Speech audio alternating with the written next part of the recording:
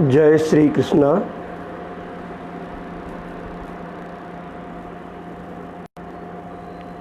विश्व गीता प्रतिष्ठानम उज्जैनी द्वारा आयोजिते गीता संस्कृत शिक्षा वर्गे भवतां सर्वेषां हार्दिकम् अभिनंदनं वंदनं च।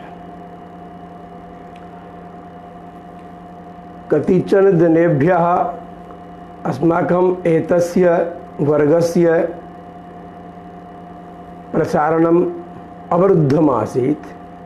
अद्य पुनः वयम् आरम्भं कुर्मः। नवम अध्यायस्य 10 श्लोकपर्यन्तं प्रायशः अस्माकं पदच्छेदः अन्वयः संजातः आसीत्। सभी बंधु आत्मीय स्वजन पुस्तक को लेकर बैठे होंगे, तो पुस्तक के साथ में टिप्पणी पुस्तिका, लेखनी,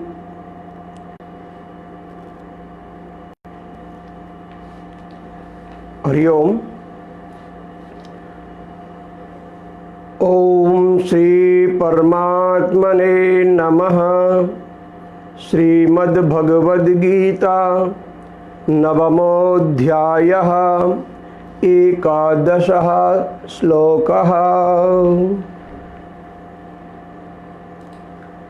11तमं श्लोकं वयं गायामः।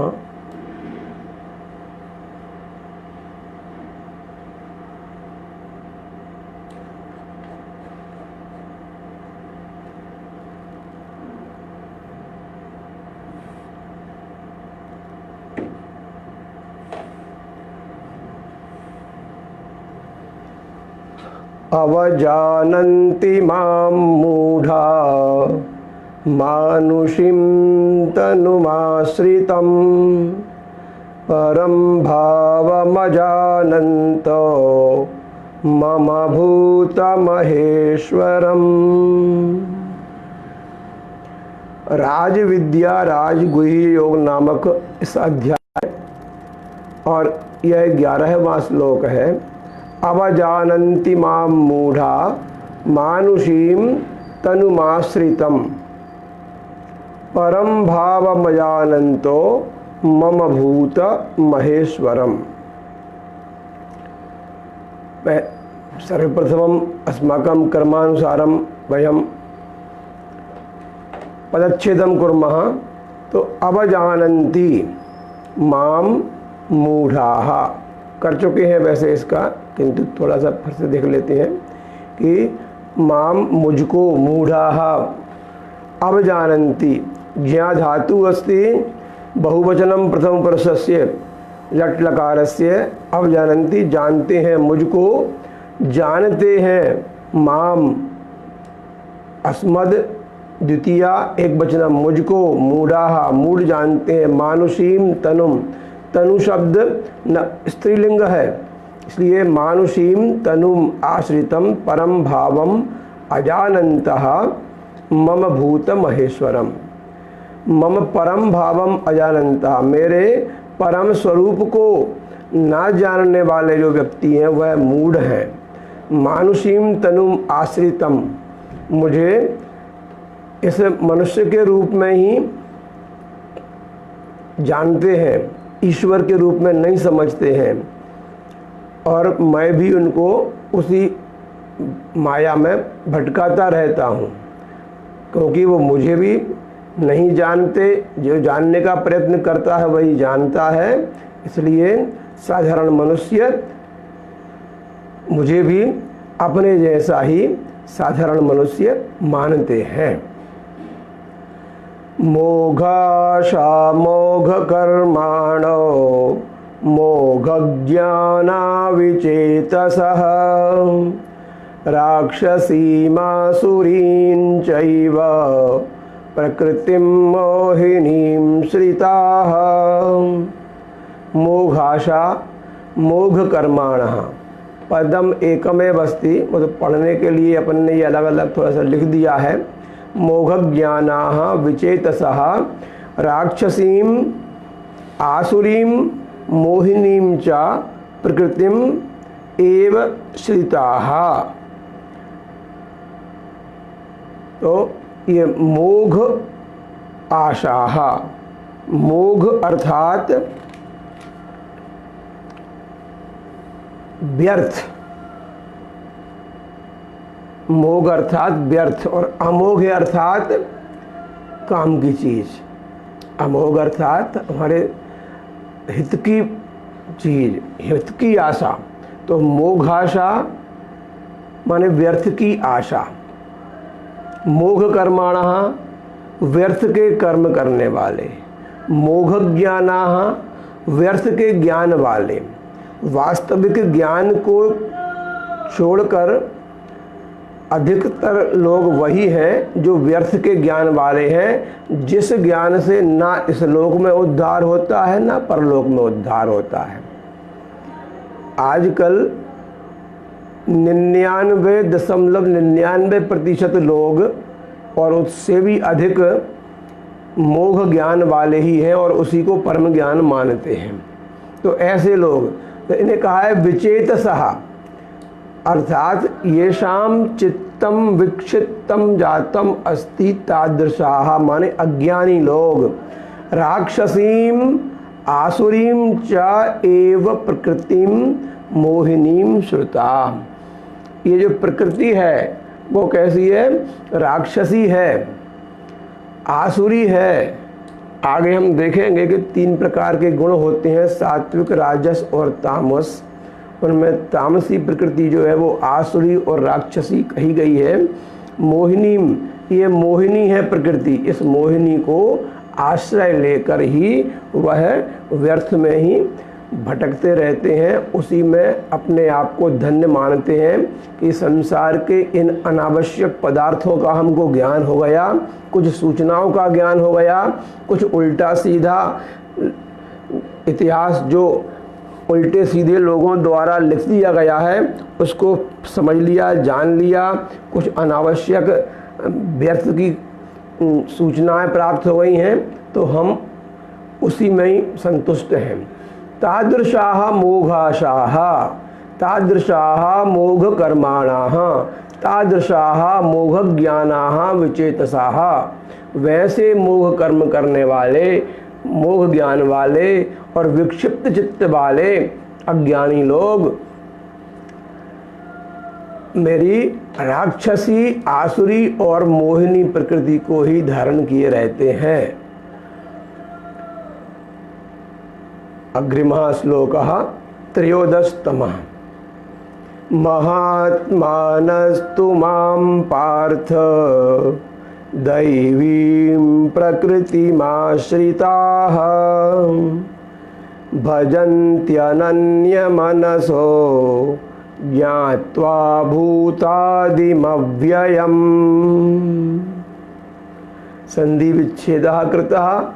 महात्मानस्तु का महात्मानः तु, माम मुझको, पार्थ, पार्थ संबोधन का रूप, दैवीम द्वितीया एक वचनम, दैवी को माने देवों के सदृश, देवों द्वारा प्रदत्त अथवा देवों द्वारा निष्पन्न अथवा देवों के स्वभाव वाली प्रकृतिम, प्रकृति को द्वितीय विभक्ति, आश्रिताः, प्रकृतिम आश्रिताः का पद संयुक्त था, उसका हमने पद विच्छेद कर दिया, तो प्रकृतिम आश्रिताः, आश्रिता में श्री धातु है, श्रय करना, तो यह इसका अर्थ है आश्रय लेकर, आश्रित होती हुई, आश्रित है जो वह। भजन्ति, भज धातु प्रथम पुरुष बहुवचनम, भजन्ति अनन्य मनसाः, जिसका और कहीं मन नहीं है, उसी में ही लगा हुआ है, अचल अटल स्थिर मन जिनका उसी में है, देवी प्रकृति में है। ज्ञात्वा जानकर, भूतादिम अव्ययम, भूतादिम भूत आदि को, अव्यय को, ये कुछ श्लोकों का एक साथ में अर्थ हो जाता है कहीं कहीं। तो यहाँ पर देखें इसका अन्वय, अन्वय अर्थात कर्ता कर्म क्रिया के क्रम से वाक्यों को जमाना। तो तू तू माने परंतु, जो पहले ऊपर बताया कि वे मोघाशा होते हैं, मोह कर्माणा होते हैं, मोघ ज्ञानः विचेतसा होते हैं, वे उस आसुरी प्रकृति को धारण करते हैं। तू माने परंतु, हे पार्थ, दैवीं प्रकृतिम आश्रिताः महात्मानः माम भूतादिम अव्ययम ज्ञात्वा अनन्य मनसः भजन्ति। भजन्ति माम, के भजन्ति? महात्मानः, महात्मानः भजन्ति, महात्मा लोग, महात्मा अर्थात महान चाशौ आत्मा, यासा जिसका आत्मा महान है, जिसको अपने आत्मा की महानता का ज्ञान है, वह महात्मा। तो महात्मानः कीदृशाः? तो आश्रिताः। कम आश्रिताः, यहाँ देख रहे हैं आश्रित जो होता है, श्री जिसका आश्रय होता है, उसके योग में द्वितीया विभक्ति होती है।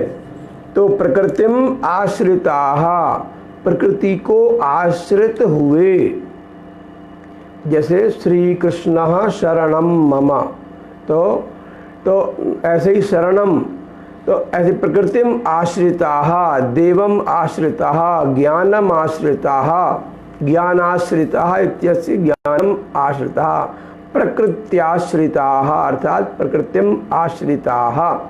दैवीं कीदृशीं प्रकृतिम? दैवीं प्रकृतिम, दैवी प्रकृति को समझकर, देवी प्रकृति का आश्रय लेकर, महात्मानः माम मुझको, भूतादिम अहम कहा अस्मि, अहम भूतानाम आदि ही अस्मि, मैं भूतों का आदि हूँ, सभी प्राणियों का मैं उत्पत्ति का स्थान भी हूँ, और उत्पत्ति के साथ में आदि ही मध्यः अंतः अपि अपि अस्मि, तो मैं अव्ययम अपि अस्मि, अव्यय हूँ मैं। तो इस प्रकार मुझको अव्यय जानकर, ज्ञात्वा माने जानकर, अब माम अव्ययम ज्ञात्वा, माम भूतादिम ज्ञात्वा, मुझे भूतों का आदि जानकर, अनन्य मनसः भजन्ति, अनन्य मन से भजते हैं। के भजन्ति? महात्मानः, जो दैवी प्रकृति के आश्रित हैं, ऐसे महात्मा जन मुझको सब भूतों का अव्यय शाश्वत सनातन कारण जानकर अनन्य मनसा, अनन्य मन से युक्त होकर मुझे भजते हैं। नवमाध्यायस्य 14 श्लोकः। सततं कीर्तयन्तो मां यतन्तश्च दृढव्रताः नमस्यन्तश्च मां भक्त्या नित्ययुक्ता उपासते।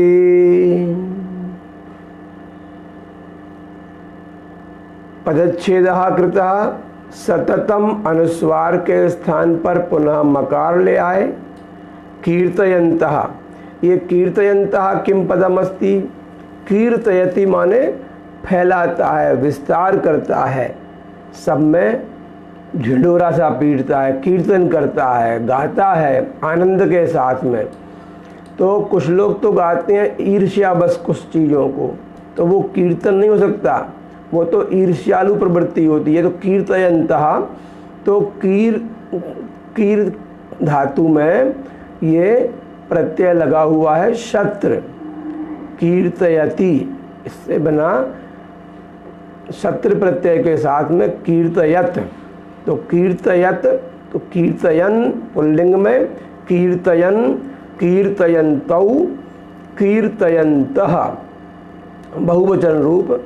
तो कीर्तयन्ता सततम माम, माम कीर्तयन्ता माने मेरा भजन करते हुए, माम कीर्तयन्ता मेरा भजन करते हुए, निरंतर किसका भजन? मेरे नाम का और मेरे गुणों का। यतन्तः, अत्रापि यत धातु है और यत धातु उभयपदी है। यतते यतेते यतन्ते रूप भवति रूपम, और यतति यततः यतन्ते भवति। यतन्तः यत धातु शत्रु प्रत्यय बहुवचनम, यतन्तः च दृढ़व्रताः, और ये दृढ़व्रत है माम, मुझको बार बार, माम दृढ़व्रताः नमस्यन्तः, नमस्यन्तः अर्थात नमस्कारम कुर्वन्तः, नमस्कार करते हुए। देखें शत्रु प्रत्यय के ये बहुवचन के रूप है। वहाँ जो पंचम अध्याय के अष्टम श्लोक में है, प्रलपन, विसर्जन, ग्रहणन, उन्मिशन, निमिशन, इस प्रकार से उनका बहुवचन का रूप है ये कीर्तयन्तः, कीर्तयन, कीर्तयन्तः, यतन, यतन्तः, नमस्यन, नमस्यन्तः। ये नमः धातु है। नम का प्रयोग लट लकार में नमति, नमतः, नमन्ति रूपेण अपि भवति। पुनश्च नम इति अत्र घय प्रत्ययम आनीय अत्र भवति नमः इति अव्यय पदम भवति नमः। तो नमः स्वस्ति स्वाहा स्वधा अलम्बसत योगाच्च की दृष्टि से नमः भी होता है, किंतु नमस् शब्द में क्रियापद का भी रूप हम करते हैं। तो नमस्यति, नमस्यति भिन्न है और नमस्यति भिन्न है। तो नमस्यन, नमस्यन नम धातु शत्रु प्रत्यय, तो नम धातु नहीं नमः में ही हो गया है। नमस धातु भी है और नम धातु से निष्पन्न नमस धातु है, तो इसलिए नमस के रूप चलेंगे। नमस्यति, नमस्यतः, नमस्यन्ति।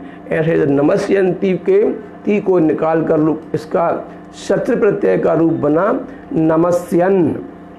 नमस्यन इति एक वचने पुल्लिंगे। नमस्यन, नमस्यन्तौ, नमस्यन्तः प्रथमा विभक्ति बहुवचनम। नमस्यन्तः नमस्कार करते हुए, यतन्तः यत्न करते हुए, कीर्तयन्तः कीर्तन करते हुए, च माम, माम द्वितीय विभक्ति अस्मद शब्द से माम अर्थात मुझको, भक्त्या तृतीय विभक्ति एक वचनम भक्ति शब्द से भक्त्या भक्ति पूर्वकम भक्ति से, नित्य युक्ताः, नित्यम युक्ताः अर्थात योग युक्ता, कर्म योगेन युक्ताः, कर्म फल की आशा को ना करते हुए जो नित्य कर्म योग में लगे हुए हैं, जो शास्त्र विहित कर्म कर रहे हैं, तादृशाः नित्य युक्ताः उपासते। उपासते अर्थात उपासनाम कुर्वन्ति। तो सततम कीर्तयन्ता, इसका अन्वय किया हमने। दृढ़व्रताः, कीदृशाः जनाः, दृढ़व्रताः, येषां व्रतं दृढ़म अस्ति तादृशाः जनाः। कठोर व्रत वाले, दृढ़ निश्चय वाले, दृढ़ संकल्प वाले। सततम निरंतर, ऐसा नहीं छोटे बच्चों की तरह आज काम शुरू किया और कल बंद कर दिया या उसका परिणाम देखना शुरू कर दिया, नहीं। दृढ़व्रताः सततम निरंतरम कीर्तयन्तः च यतन्तः च, निरंतर कीर्तन करते हुए। किसका कीर्तन करते हुए? मम गुणानाम मम नाम्नः च कीर्तनम कुर्वन्तः, यतन्तः और यत्न करते हुए। यत्न का योग रूप से मुझे प्राप्त करने के लिए यत्न करते हुए, चा और माम नमस्यन्तः और मुझको नमस्कार करते हुए, बारंबार नमनम कुर्वन्तः प्रणामम कुर्वन्तः। नित्य युक्ताः, नित्य कैसे हैं? युक्त हैं। युक्त अर्थात परमात्मा और आत्मा के नित्य योग का अभ्यास करने वाले, ध्यान करने वाले। भक्त्या भक्ति पूर्वक। अब ये सब काम कीर्तन हो अथवा यत्न हो अथवा नमस्कार हो अथवा संकल्प हो अथवा दृढ़व्रत हो, यह सब बिना भक्ति के संभव नहीं है। भक्ति अर्थात अनन्य प्रेम, उस ईश्वर के प्रति अखंड विश्वास, अनन्य प्रेम, निरंतर तम प्राप्तुम इच्छा, ऐसी भक्ति। तो भक्त्या माम उपासते, ऐसे लोग भक्ति पूर्वक, भक्ति से युक्त होकर मेरी अनन्य प्रेम से, भक्ति होती माने अनन्य प्रेम, जिसका कहीं और प्रेम नहीं है, उसी में प्रेम है, वह भक्ति होती है। माम उपासते, मेरी उपासना करते हैं। अग्रिमः श्लोकः ज्ञान यज्ञेन चाप्यन्ये यजन्तो मामुपासते एकत्वेन पृथक्त्वेन बहुधा विश्वतो मुखम्।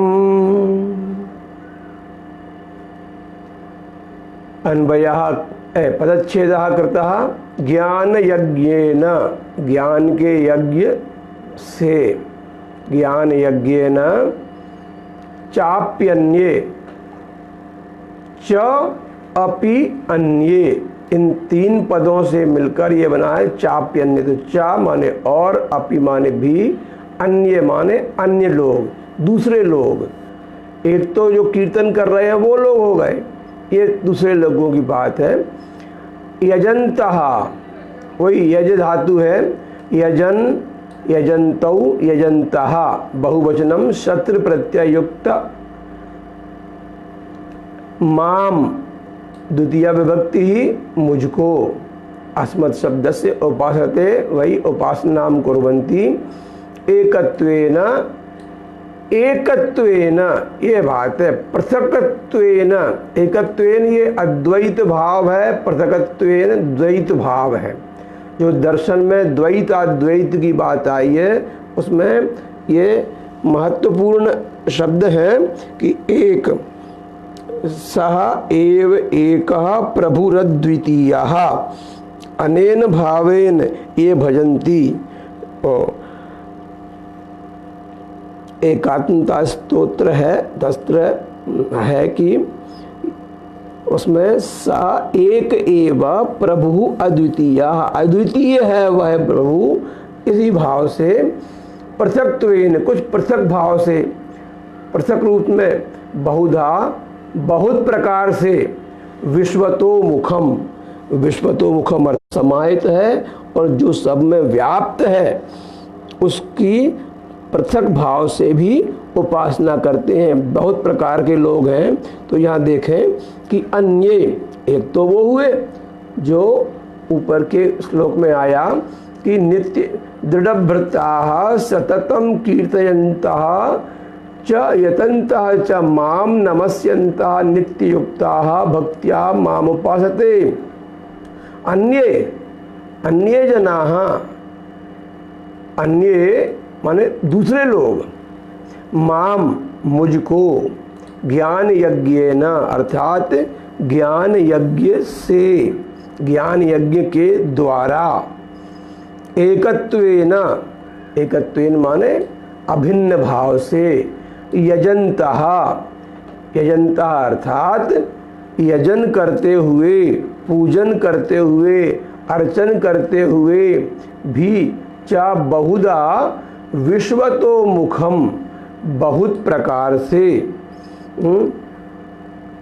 बहुधा माने धा, इसका अर्थ होता है प्रकार, द्विधा माने दो प्रकार से, त्रिधा माने तीन प्रकार से, चतुर्धा चार प्रकार से, पंचधा, ऐसे ही सभी संख्याओं में ये लग जाता है। तो प्रकार से उसका अर्थ बनता है। तो बहुधा माने बहुत प्रकार से, विश्वतो मुखम, विश्व, विश्व की ओर जिसका मुख है, सबोर फैला हुआ है जिसका मुख, वह कौन है? वह मैं हूँ, वह मेरा विराट स्वरूप है। वह इस प्रकार से, क्योंकि मेरा सबोर को मुख फैला हुआ है, उसको, उसकी उपासना करते हैं। पृथक्त्वेन उपासते, पृथक भाव से उपासना करते हैं। इस प्रकार से कोई निर्गुण निराकार ब्रह्म जानकर पूजा करते हैं, कोई मुझे सगुण जानकर पूजा करते हैं, कोई मुझे मैं ईश्वर जानकर पूजा करते हैं, कोई मुझे देवता जानकर पूजा करते हैं। इस प्रकार से भिन्न भिन्न भावों में मेरी पूजा करते हैं पृथक पृथक रूप में। किंतु अहम क्रतुरहम यज्ञः स्वधाहमहमौषधम् मंत्रोहमहमेवाज्यम् अहमग्निरहम हुतम्। अहम क्रतुः अहम यज्ञः अहम एव स्वधा। स्वधा अहम अलग किया, क्रतुः अहम का तो हो गया क्रतुः अहम, स्वधा अहम, अहम औषधम, ऐसे दो बार अहम अहम करके औषधम अलग हो गया। मंत्रः अहम, फिर यहाँ से लिया अहम एव आज्यम, अहम अग्निहि अहम हुतम। जो यज्ञ करते हैं पृथक प्रकार से उनकी बताई है स्थिति। तो अन्वय में देखें, ये संधि विच्छेद था, सरल था, जगह जगह दीर्घ संधि है। स्वधा अहम, यहाँ पर कहीं वर्ण संयोग है, यहाँ पर विसर्ग था, ऋत्व हुआ। मंत्रा ये संधि है पूर्व रूप, यहाँ एवाज्य में दीर्घ संधि है, वर्ण विच्छेद हुआ। यहाँ पर अग्निरहम में अग्नि ही अहम, ये ऋत्व संधि है यहाँ भी। तो अन्वय में क्रतुः अहम, अहम कहा अस्मि क्रतुः, मैं क्रतु हूँ। यज्ञ अहम, मैं यज्ञ हूँ। स्वधा अहम, स्वधा मैं हूँ। औषधम अहम, अहमेव औषधम, मैं ही औषध हूँ। अहम एव मंत्रः, मंत्रः अहम।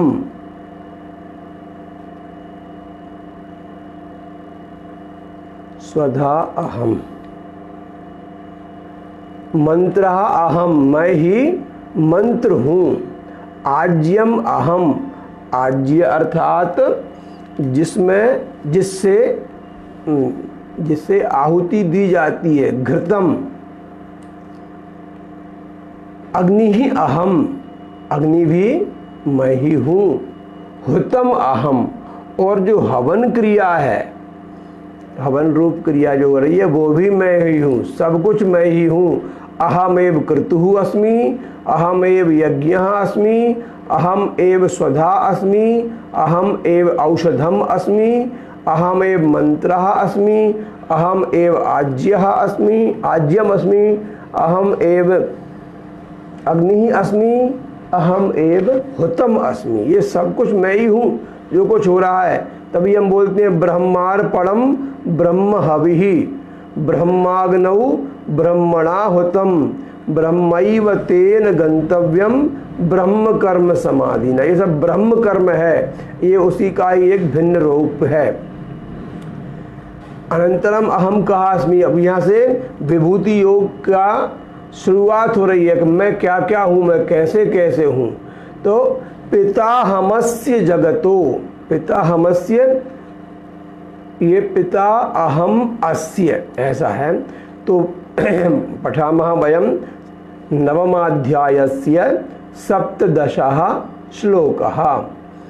पिताहमस्य जगतो माता धाता पितामहः,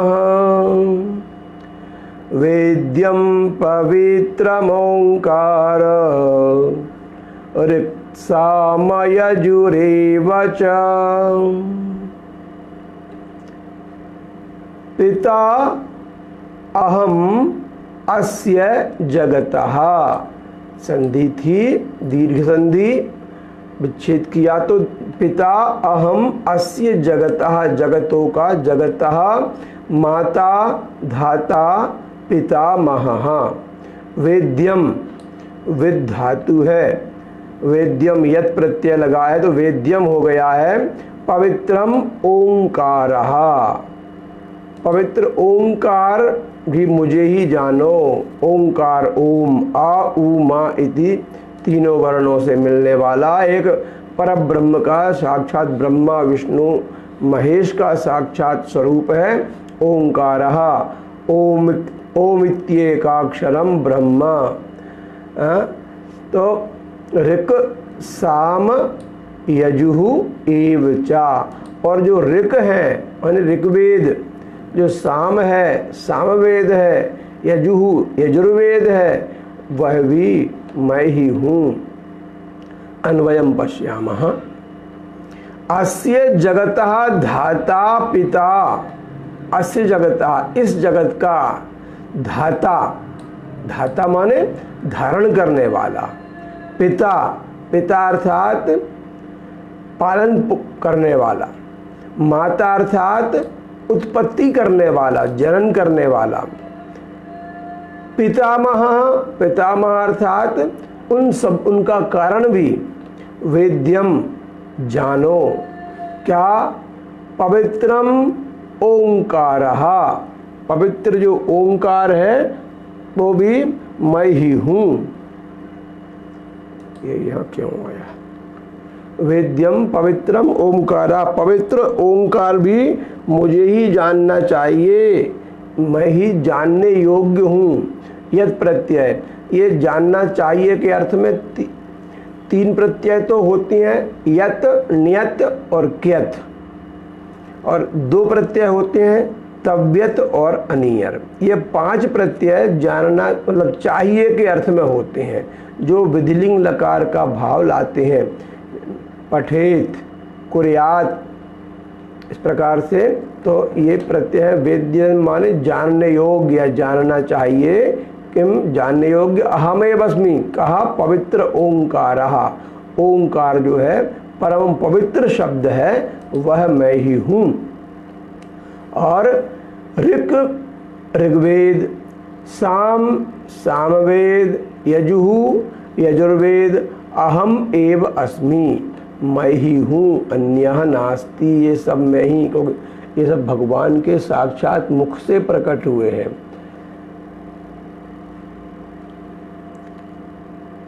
गतिर्भर्ता प्रभुः साक्षी, निवासः शरणं सुहृत्, प्रभवः प्रलयः स्थानं, निधानं बीजमव्ययम्।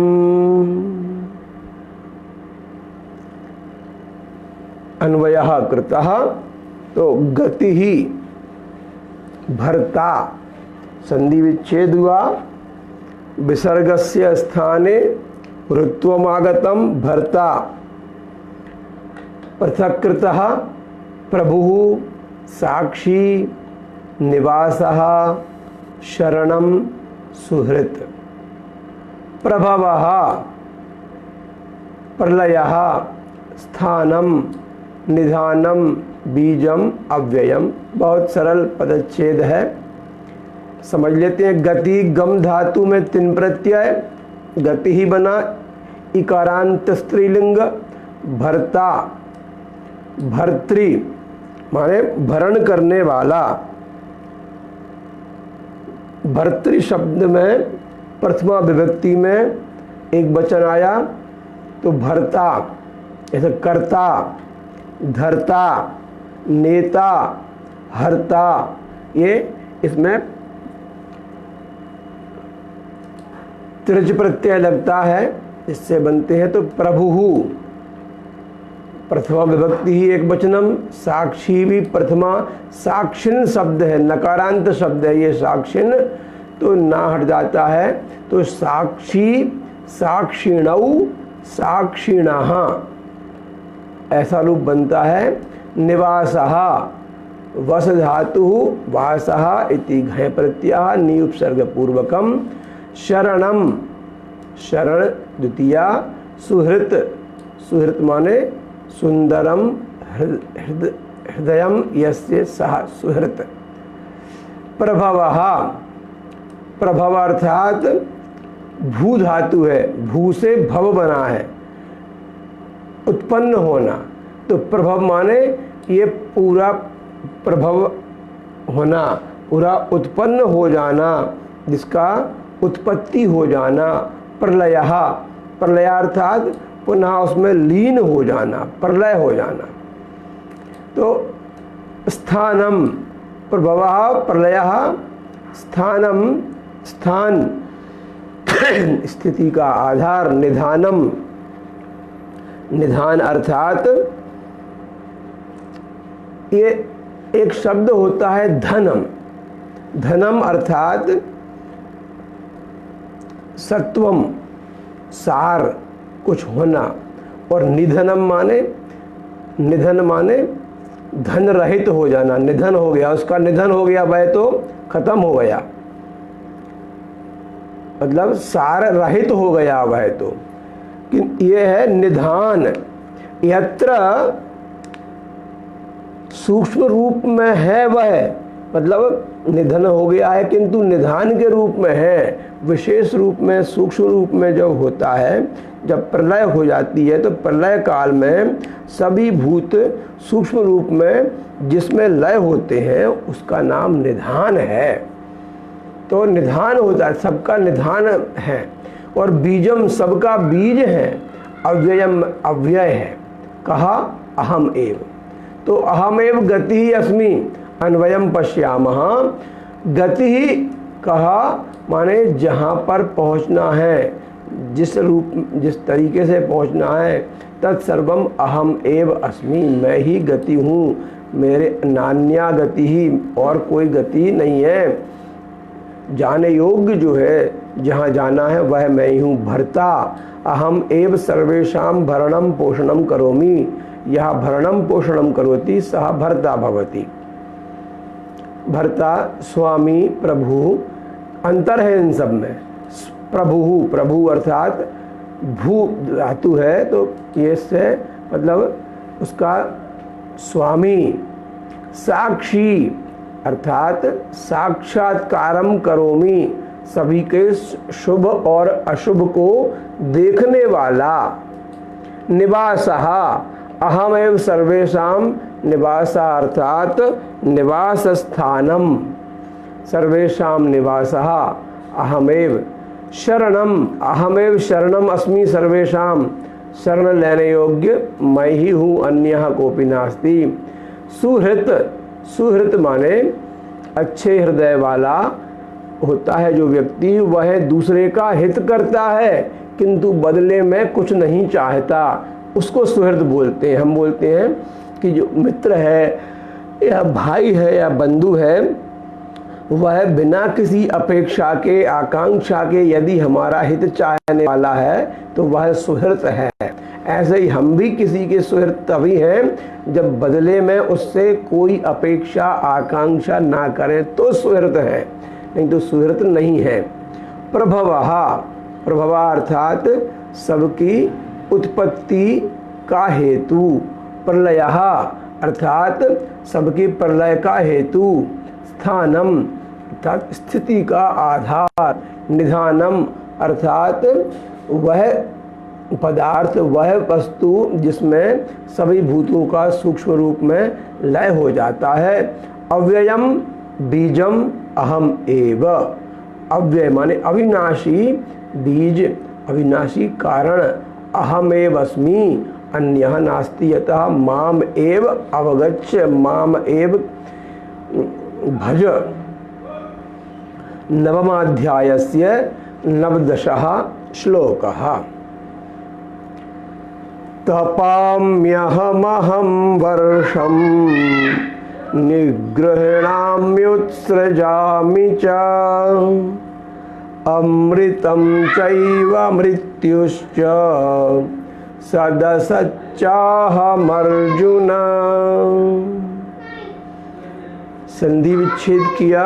तपाम्यहमहं, तपाम्यहम, अहम का तपामी, अहम, अहम दो बार है यहाँ पर, तो तपामी अहम, अहम वर्षम, अहम वर्षम पृथक किया, निग्रहणामि उत्सृजामि चा, निग्रहणामि पृथक किया और उत्सृजामि यहाँ से ऊ निकाल दिया, इको यणची से या हो गया था तो उत्सृजामि चा, अमृतम चा एव, अमृतम अमृत को, चा एव चैव, मृत्यु चा मृत और मृत्यु, सत असत चा सत और असत, अहम अर्जुन, अहम एवस्मि अर्जुन, हे अर्जुन अहम एव एतत् सर्वम अस्मि, अतः त्वं माम एव जानीहि, त्वं माम एव भज, अत्र शंकाम न कुरु। इसका हमने अन्वय किया, अहम तपामि लिखा है, तपाम्यहम, तपाम्यहम तो तपामी अहम, अर्थात अहम तपामी, मैं ही तपता हूँ। तपता कैसे हूँ? तपता हूँ अर्थात एतस्य संसारस्य यत् प्राणभूत कारणम अस्ति तदस्ति सूर्यः, तो सूर्य रूपेण अहम तपामि, मैं सूर्य बनकर तपता हूँ। वर्षम निग्रहणामि च उत्सृजामि, सूर्य रूप में हम जानते। अब ये लोग कहते हैं कि वर्षा कैसे होती है, जल से भाप कैसे बनती है, उससे बादल कैसे बनते हैं, वर्षा किस प्रकार से होगी फिर वो, इसका कारण गीता में स्पष्ट लिखा हुआ है कि अहमेव तपामि, मैं तपता हूँ। तप कर क्या करता हूँ? अहम वर्षम निग्रहणामि, वर्षा का आकर्षण करता हूँ, अर्थात पहले गर्मी होती है यहाँ पर, उस समय वहाँ पर जल का जो वाष्प बनता है, भाप जो बनती है जल की, उसको ग्रहण करता हूँ, खींचता हूँ, और जहाँ गर्मी है वहाँ बरसाने के लिए वहाँ पर मैं उत्सृजामि, वहाँ छोड़ता हूँ उसको, मैं बरसाता भी हूँ। तो सूर्यः भूत्वा अहम जलम आकर्षामि, मेघ रूपेण निग्रहणामि, अनंतरम वर्षा रूपेण उत्सृजामि, वर्षा के रूप में उसको मैं पृथ्वी पर पुनः जीवों के कल्याण के लिए बरसाता हूँ, उस जल को बरसाता हूँ। हे अर्जुन अहम एव अमृतम च मृत्यु च सत असत च अहम, अहम एव अमृत अस्मि, मैं ही अमृत हूँ। अहम एव मृत्यु अस्मि, और मैं ही मृत्यु हूँ, और कोई नहीं मृत्यु दूसरा। और सत अपि अहमेवस्मि, असत अपि अहमेवस्मि, सब कुछ भी जो कुछ भी है, सर्वम खलविदम ब्रह्म, सब ब्रह्म का स्वरूप है। हम नहीं जान पाते क्या हो रहा है। नवमाध्यायस्य 20तमः श्लोकः। त्रैविद्या मां सोमपाः पूतपापा, यज्ञैरिष्ट्वा स्वर्गतिं प्रार्थयन्ते, ते पुण्यमासाद्य सुरेन्द्रलोकम्, अश्नन्ति दिव्यान् दिवि देव भोगान्। अलग प्रकार का छंद है ये। एक छंद होता है इंद्र वज्रा, एक होता है उपेंद्र वज्रा, एक होता है उपजाति। लगभग एक जैसे ये पद हैं, किंतु इंद्र वज्रा और उपेंद्र वज्रा से मिलकर बनता है उपजाति छंद। उसका ये हम देख रहे हैं। तो त्रैविद्या मां सोमपाः पूतपापा, यज्ञैरिष्ट्वा स्वर्गतिं प्रार्थयन्ते, ते पुण्यमासाद्य सुरेन्द्रलोकम्, अश्नन्ति दिव्यान् दिवि भोग प्रदिग्धान।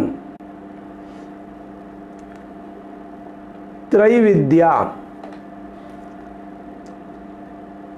विद्या जो है, विद्याः त्रिविधाः विद्याः सन्ति, 3 प्रकार की विद्याएं हैं। कौन कौन सी, आगे चर्चा करेंगे। तो माम सोमपाहा, सोमपाहा अर्थात ये सोमम पिबंती ते सोमपाहा, ये सोमरस का पान करते हैं वे सोमपाहा। पूत पापाहा, पूत पापाहा अर्थात पूत माने पवित्र हो गए हैं, जो किससे, पापों से रहित हो गए हैं, पापों से पृथक जो हो चुके हैं। तादृशाः पूत पापाः सोमपाः यज्ञैः, तृतीय विभक्ति ही बहुवचनम, यज्ञैः इष्ट्वा, इष्ट्वा अलग किया, इष्ट्वा अर्थात इष्ट के रूप में मानकर, चाहकर, पूजकर, अर्चना करके। इस धातु है त्वा प्रत्यय है। स्वर्गतिम, स्वर्गतिम अर्थात स्वर्गस्य प्राप्तिम, स्वर्ग की प्राप्ति को प्रार्थयन्ते, प्रार्थनाम कुर्वन्ति, इच्छाम कुर्वन्ति, चाहते हैं। ते पुण्यमासाद्य, ते वे लोग, पुण्यमासाद्य अपने पुण्यों के, जो किए हुए हैं पुण्यों के फलों को, आसाद्य अर्थात प्राप्त होकर, लेकर, समुद्रमासाद्यमेवं, इस प्रकार से आसाद्य माने लेकर, मिलकर, उनसे उनका लाभ उठाकर। सुरेंद्र लोकम, सुरेंद्र अर्थात इंद्रस्य लोकम, देव स्वर्ग लोक को। अश्नन्ति अर्थात, अश्नन्ति इति अश धातु है, भोगते हैं। दिव्यान, दिव्यान माने दिव्यों को, दिवी, दिवी अर्थात दिव में, दिवी माने स्वर्ग में, दिव धातु है, दिव के रूप चला है। दिवी माने देवताओं संबंधी उस चीज में, स्वर्गलोक में। दिवी देव भोगान अश्नन्ति, देवते भुक्त होता है, जो देव भोगान अश्नन्ति। त्रैविद्या, तीनों विद्याओं वाले, माम मुझको, सोमपाहा सोम रस का पान करने वाले, पूत पापाहा जो पापों से रहित हो गए हैं, यज्ञ यज्ञों के द्वारा, इष्ट्वा चाहकर, स्वर्गतिम प्रार्थयन्ते स्वर्ग की गति को प्रार्थना करते हैं। ते पुण्यमासाद्य वे पुण्यों को प्राप्त होकर, पुण्यों को प्राप्त करके, सुरेंद्र लोकम माने दिव्य लोक को, स्वर्ग लोक को, अश्नन्ति माने भोगते हैं। दिव्यान जो देवताओं को मिलते हैं उन भोगों को। दिव्य माने उस स्वर्ग में, देव भोगान देवताओं के भोगों को भोगते हैं। दिव्य देवताओं को भोगों को दिवी अश्नन्ति। दिवी दिव्यान देव भोगान अश्नन्ति। अन्वय पर देखेंगे। त्रैविद्याः सोमपाः पूत पापाः माम यज्ञैः इष्ट्वा स्वर्गतिम प्रार्थयन्ते। यज्ञों के द्वारा मुझे पूज कर स्वर्ग रूप की गति को प्रार्थना करते हैं, चाहते हैं। के पूत पापाः जिनके पाप पूरे समाप्त हो गए हैं, जो पाप रहित हो गए हैं, जो सोमपा हैं, जो सोम रस का पान करने वाले हैं, वो त्रैविद्या, जो त्रैविद्या है उसके द्वारा, माने तीनों वेदों का अर्थ दिया है, तो 3 वेदों के द्वारा, ऋग यजुः साम के द्वारा ये करते हैं। ते पुण्यम सुरेंद्र लोकम आसाद्य, वे पुण्य रूपी अपने पुण्यों के प्रभाव से स्वर्ग लोकम आसाद्य स्वर्ग लोक को पाकर, दिवी दिव्यान भोगान अश्नन्ति। दिवी माने स्वर्ग में, दिव्यान माने दिव्य देव भोगों को, देवताओं के भोगों को अश्नन्ति प्राप्त करते हैं, भोगते हैं। देवताओं के भोगों को कौन भोगते हैं? जो चाहते हैं वो भोगते हैं। जो यज्ञ करने वाले हैं, पवित्र पूत जो है, पवित्र पूत पापा जो है, अग्रिमः 21वां श्लोक है नवम अध्याय का। ते तं भुक्त्वा स्वर्गलोकं विशालं क्षीणे पुण्ये मर्त्यलोकं विशन्ति। एवं त्रयी धर्ममनु प्रपन्ना गता गतं काम कामा लभन्ते। ते तादृशाः जनाः, इस प्रकार के लोग जो बताए ऊपर कि स्वर्गलोक में को पहुँचते हैं और देवताओं के भोगों को स्वर्गलोक में भोगते हैं। ते वे तम भुक्त्वा, उनका भोग करके, तो ते माने वे, सहतौ ते, तम माने सातौ ते के बाद तम, तम द्वितीय विभक्ति एक वचनम, उनको भुक्त्वा माने भोग कर, भुज धातु त्वा प्रत्यय, भोग कर, स्वर्गलोकम विशालम, स्वर्गलोक को, विशाल को, विशाल स्वर्गलोक को, क्षीणे पुण्य, जब तक उनके पुण्यों की अवस्था रहती है, उनके पास उनका संग्रह रहता है, जैसे जितना राशि इकट्ठी कर ली है, ऐसे ही जितने पुण्य इकट्ठे कर लिए हैं, जब वे समाप्त हो जाते हैं, पूरे खर्च हो जाते हैं, तो फिर क्षीणे पुण्य, उनका जब क्षीण पुण्य हो जाता है तो क्षीणे पुण्य मर्त्य लोकम विशन्ति। पुण्य क्षीण होने पर, क्षीणे सप्तमी एक वचनम, पुण्य अपि सप्तमी एक वचनम, पुण्यों के क्षीण होने पर मर्त्य लोकम द्वितीय विभक्ति ही, विशन्ति माने प्रवेश करते हैं, फिर से आते हैं। एवं त्रयी धर्मम अनुप्रपन्नाः, इस प्रकार का जो त्रयी धर्म है, इस त्रयी धर्म को अनुप्रपन्नाः, जिन्होंने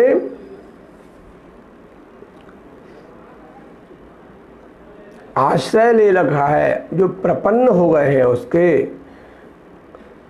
उसके अनुगामी हो गए हैं, उसके अनुसार चलने वाले हो गए हैं। गतागतम, जो